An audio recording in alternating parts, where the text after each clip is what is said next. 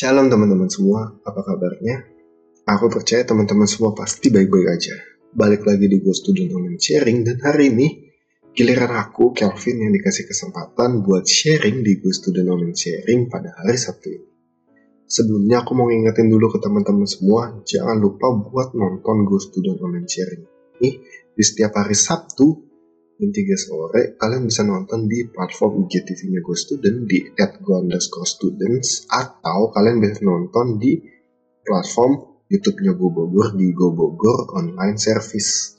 Nah, hari ini aku mau sharing dan aku mau kasih judul sharing aku dengan judul tema yaitu keraguan.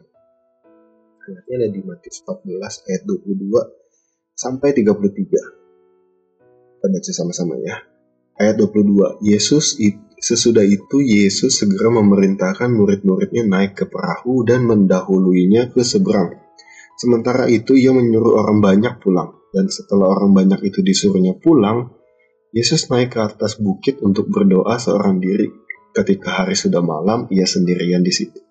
Perahu murid-muridnya sudah beberapa mil jauhnya dari pantai dan diombang-ambingkan gelombang karena angin sakal. Kira-kira jam 3 malam, datanglah Yesus kepada mereka berjalan di atas air. Ketika murid-muridnya melihat dia berjalan di atas air, mereka terkejut dan berseru, "Itu hantu!" Lalu berteriak-teriak karena takut. Tapi segera Yesus berkata kepada mereka, "Tenanglah, aku ini, jangan takut." Lalu Petrus segera berseru dan menjawab dia, "Tuhan, apabila Engkau itu, suruhlah aku datang kepadamu berjalan di atas air." Kata Yesus, "Datanglah." Maka Petrus turun dari perahu dan berjalan di atas air mendapatkan Yesus. Tapi ketika dirasanya tiupan angin, takutlah ia dan mulai tenggelam, lalu berteriak, "Tuhan, tolonglah aku." Segera Yesus mengulurkan tangannya, memegang dia dan berkata, "Hai orang yang kurang percaya, mengapa engkau bimbang?" Lalu mereka naik ke perahu dan angin pun redalah, dan orang-orang yang ada di perahu menyembah dia. Katanya, "Sesungguhnya engkau anak Allah." Nah, dari ayat ini aku belajar tentang beberapa hal, dan aku mau bagiin ke teman-teman, yaitu aku bagi menjadi 2 poin aja. Poin yang pertama yaitu kita tuh harus mengenal pribadinya Tuhan. Ayatnya aku ambil dari ayat 26. Ketika murid-muridnya melihat dia berjalan di atas air, mereka terkejut dan berseru, "Itu hantu!" Lalu berteriak-teriak karena takut. Nah, dari ayat ini aku belajar tentang kalau kita ini harus mengenal pribadinya Tuhan. Nah, mengenal pribadinya Tuhan ini gak cuma sekedar tahu ya siapa itu Tuhan Yesus gitu. Aku mau kasih contoh. Contohnya adalah misalkan kita punya teman namanya si A. Si A ini kita itu nggak sering banget sih ngobrol sama dia. Bahkan kalau misalkan kita nongkrong itu, si A ini tuh kita nggak pernah ajak gitu. Mungkin kita tuh tahu si A ini rumahnya di mana, atau bahkan orang tuanya kerja apa tuh kita tahu. Tapi kita tuh cuman sebatas itu doang kita tahunya. Kita nggak tahu sifat-sifat aslinya si A itu seperti apa, bagaimana ketika dia marah, bagaimana ketika dia sedih, atau ketika ditekan itu dia seperti apa, kita tuh nggak tahu. Karena kita cuman taunya ya ada batasannya gitu aja gitu, kita tahu dia cuma sekedar ya sebagai si A aja gitu, dalamnya tuh kita nggak tahu. Sedangkan kita punya teman namanya si B, katakan. Ya si B ini adalah sobi kita banget. Kita sering ngajak nongkrong, kita sering ngobrol bareng pastinya.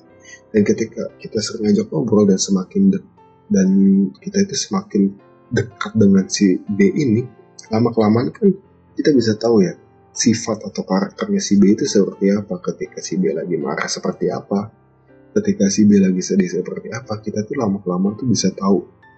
Nah, mengenal pribadi Tuhan Yesus itu sama seperti itu gitu.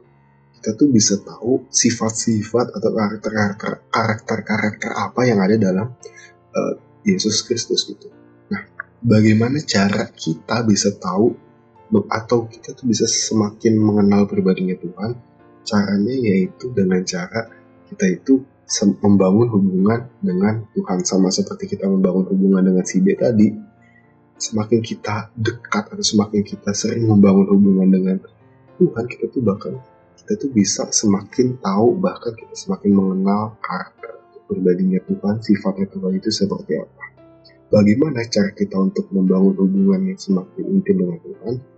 Yaitu dengan cara saat teduh, berdoa, atau bahkan mungkin kita bisa berdoa puasa.